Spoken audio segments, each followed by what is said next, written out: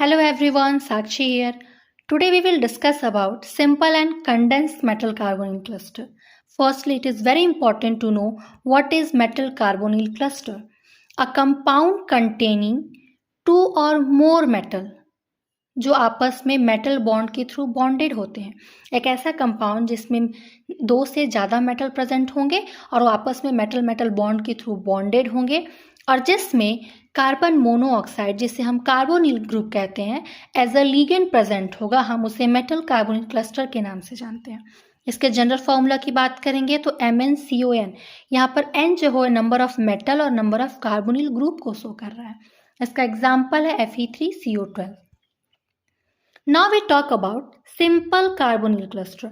हम जब simple carbonyl cluster की बात करेंगे तो ऐसा क्लस्टर जिसमें दो या दो से ज़्यादा मेटल मेटल बॉन्ड प्रेजेंट होते हैं वो सिंपल कार्बोनिल क्लस्टर होता है, जो कि साइज में बहुत बड़े नहीं होते हैं और ना ही कंडेंस होते हैं. इसके एग्जाम्पल की बात करेंगे तो Fe3CO12 ऑस्मियम, यहाँ पर 3 नहीं लिखा है, आप ऑस्मियम के नीचे पे 3 लिख लेंगे, ओके, और कार्बोनिल 12.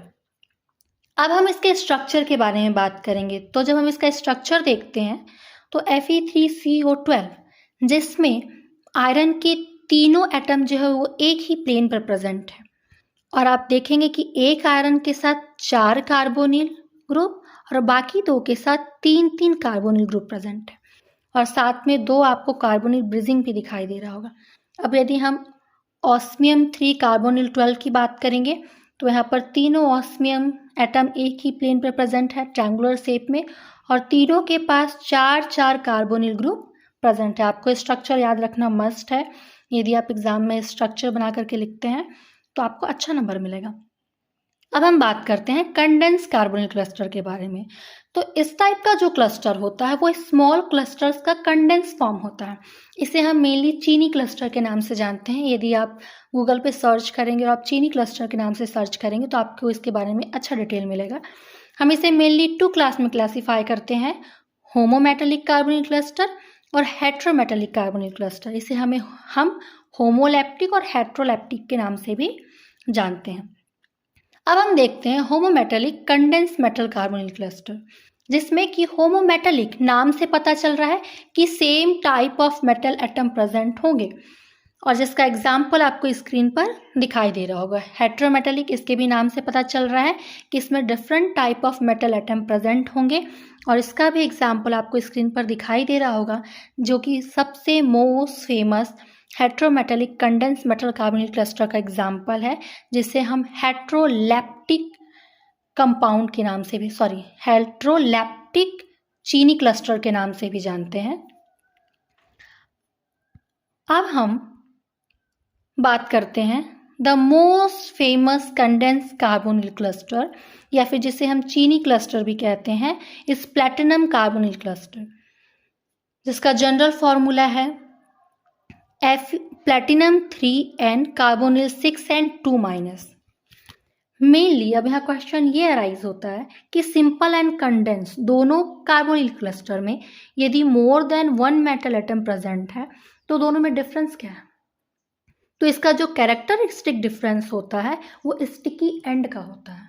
यदि आप कंडेंस कार्बोनिल क्लस्टर में देखेंगे तो वो सैचुरेटेड भी होता है और स्टेबल भी होता है, पर उसका जो एंड होता है वो स्टिकी होता है और स्टिकी एंड होने की वजह से वो अदर स्मॉल क्लस्टर्स को अपनी तरफ अट्रैक्ट करता है और अपने स्टिकी एंड के थ्रू उनसे वो बॉन्ड बनाता है और इस तरह से स्मॉल क्लस्टर्स आपस में मिलकर के कंडेंस मेटल कार्बोनिल क्लस्टर का फॉर्मेशन करते हैं. यहाँ पर आपको जो स्क्रीन पर स्ट्रक्चर दिखाई दे रहा है ये हमारे स्मॉल क्लस्टर का एग्जाम्पल है.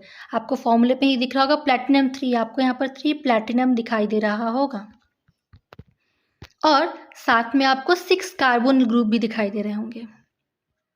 और यही स्मॉल क्लस्टर्स जब अपने स्टिकी एंड्स के थ्रू दूसरे स्मॉल क्लस्टर से बॉन्ड बनाते हैं उस टाइम पे हमें condense metal carbonyl cluster condense metal carbonyl cluster मिलता है. ये हमारे कंडेंस मेटल कार्बोनिल क्लस्टर का एग्जाम्पल है, जिसमें आप देखेंगे कि एक स्मॉल क्लस्टर जो है अपने स्ट्रक्चर को रिटेन किया हुआ, उसके स्ट्रक्चर में कोई भी डिफरेंस आपको देखने को नहीं मिल रहा होगा। इससे पहले वाले स्ट्रक्चर में भी यदि आपने नोटिस किया होगा तो उस टाइम पे भी मेरे प्लैटिनम जो था वो एक ही प्लेन में ट्रायंगुलर शेप में प्रेजेंट है, और जब हम इसका कंडेंस फॉर्म देख रहे हैं तो वहाँ भी जो प्लैटिनम है वो अपने स्ट्रक्चर को रिटेन किया हुआ है और अपने स्टिकी एंड्स के थ्रू अगले स्मॉल क्लस्टर से बॉन्डेड है। So this is the example of condense metal carbonyl cluster. अब हम इसके एप्लीकेशन के बारे में बात करते हैं। तो they are generally used as precursor, किसके लिए? प्लैटिनम नैनो पार्टिकल्स के लिए, नैनो वायर्स के लिए एंड इलेक्ट्रोकैटालिक मटेरियल्स के लिए। आई होप कि आपको बहुत अच्छे से समझ में आया होगा सिंपल और कंडेंस मेटल कार्बोनिल क्लस्टर। यदि आपको किसी भी टाइप का डाउट है तो आप नीचे कमेंट कर सकते हैं और मुझे क्वेश्चन कर सकते हैं। Thank you so much.